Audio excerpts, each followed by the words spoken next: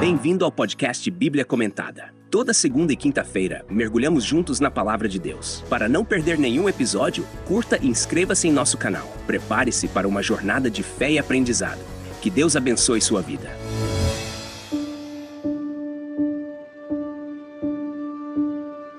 A palavra perseguição no contexto bíblico deriva do termo grego diogmos, que significa perseguir, caçar, seguir com hostilidade. Esse termo é frequentemente utilizado no Novo Testamento para descrever a opressão e as adversidades enfrentadas pelos seguidores de Cristo. Desde o início, Jesus advertiu seus discípulos que seriam perseguidos por causa de seu nome, o que está claramente expresso em João capítulo 15, versículo 20. Lembrai-vos da palavra que vos disse: não é o servo maior do que o seu senhor. Se me perseguiram a mim, também vos perseguirão a vós. Se guardaram a minha palavra, também guardarão a vossa. A perseguição sempre foi um elemento inerente à vida cristã. Os que escolheram seguir a Cristo inevitavelmente enfrentaram oposição, pois o mundo que jaz no maligno se opõe à luz do Evangelho. Jesus mesmo enfatizou essa realidade em Mateus capítulo 5, versículos 11 e 12. Bem-aventurados sois vós, quando vos injuriarem e perseguirem, e mentindo, disserem todo mal contra vós por minha causa. Regozijai-vos e exultai, porque grande é o vosso galardão nos céus, porque assim perseguiram os profetas que foram antes de vós.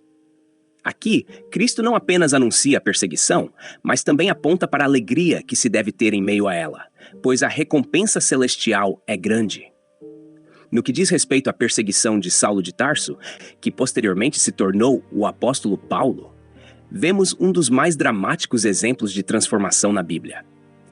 Saulo, um fariseu zeloso, perseguiu a igreja primitiva com grande fervor. Em Atos dos Apóstolos, capítulo 8, versículo 3, lemos: E Saulo assolava a igreja entrando pelas casas e, arrastando homens e mulheres, os entregava à prisão.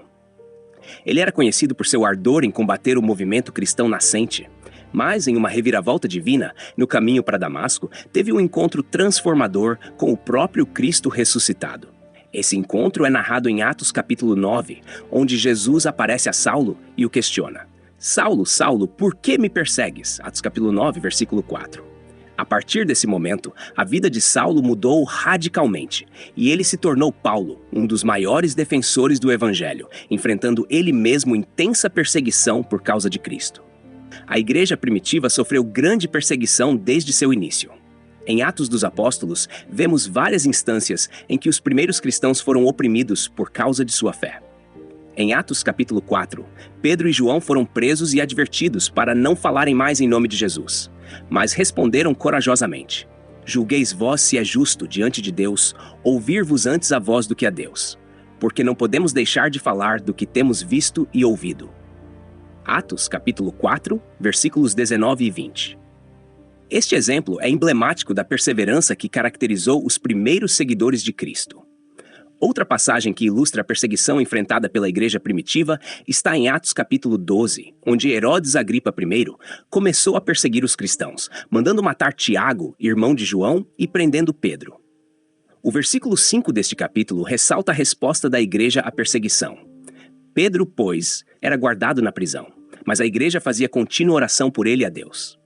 Este cenário demonstra não apenas a realidade da perseguição, mas também a importância da oração e da fé em meio às adversidades.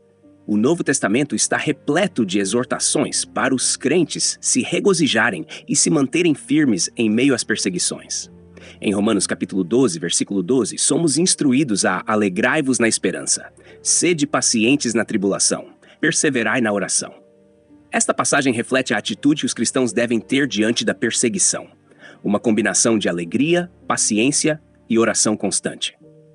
Outra passagem significativa é encontrada em Filipenses capítulo 1, versículo 29, onde Paulo escreve: Porque vos foi concedido em relação a Cristo não somente crer nele, mas também padecer por ele.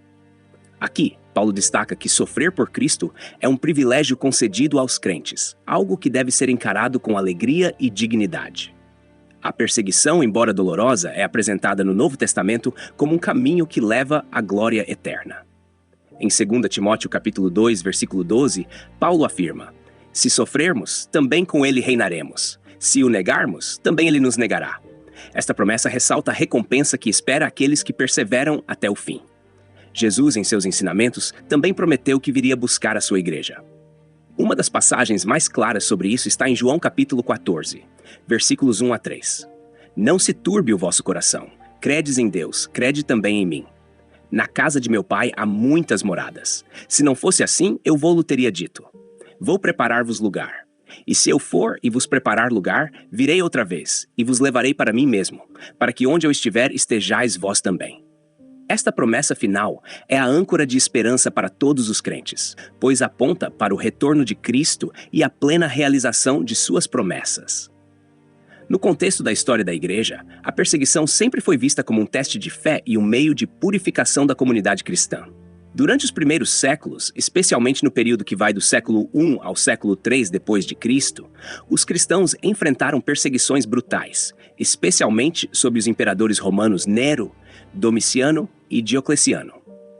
Esses momentos de intensa opressão foram acompanhados por testemunhos poderosos de fé e resistência, como é o caso de Policarpo de Esmirna e de outros mártires da igreja primitiva. A perseverança em meio às perseguições é, portanto, uma característica essencial da vida cristã. E o Novo Testamento oferece uma abundância de exemplos e instruções para os crentes enfrentarem essas situações com fé e esperança. Em Tiago, capítulo 1, versículo 12, lemos: Bem-aventurado o homem que suporta com perseverança a provação, porque depois de ter sido aprovado, receberá a coroa da vida, a qual o Senhor prometeu aos que o amam. A perseguição é vista como um caminho para a vida eterna, uma oportunidade para demonstrar amor a Cristo e, no final, receber a coroa da vida. Essa perspectiva cristã sobre a perseguição se baseia na compreensão de que Cristo é a causa última de toda a perseguição enfrentada pelos crentes. O mundo odeia a luz, e os seguidores de Cristo, como portadores dessa luz, inevitavelmente enfrentam oposição. Contudo, essa oposição não é sem propósito. Como o próprio Jesus afirmou em Mateus capítulo 16, versículo 24. Então disse Jesus aos seus discípulos: Se alguém quiser vir após mim, negue-se a si mesmo, tome a sua cruz e siga-me. Tomar a cruz implica aceitar a perseguição e as dificuldades que acompanham o seguimento de Cristo. Por fim, o Novo Testamento nos encoraja a olhar para além das dificuldades temporais e a fixar os olhos na recompensa eterna que nos espera.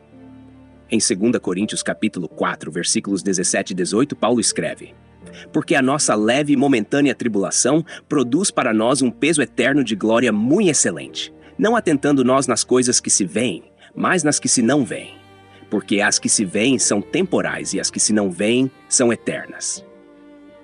Essa visão de eternidade permite que os crentes enfrentem a perseguição com coragem e alegria, sabendo que a glória que virá é infinitamente maior do que qualquer sofrimento presente.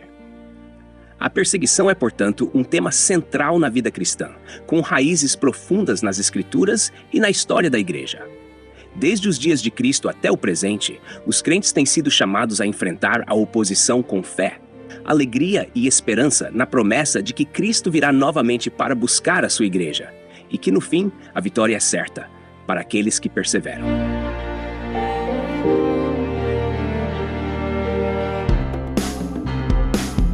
Toda segunda e quinta-feira estamos aqui para aprofundar o conhecimento da Palavra de Deus. Tem alguma dúvida sobre o capítulo de hoje? Envie pra gente e responderemos assim que possível. Não se esqueça de curtir e se inscrever no nosso canal para acompanhar todos os episódios. Que Deus abençoe sua vida.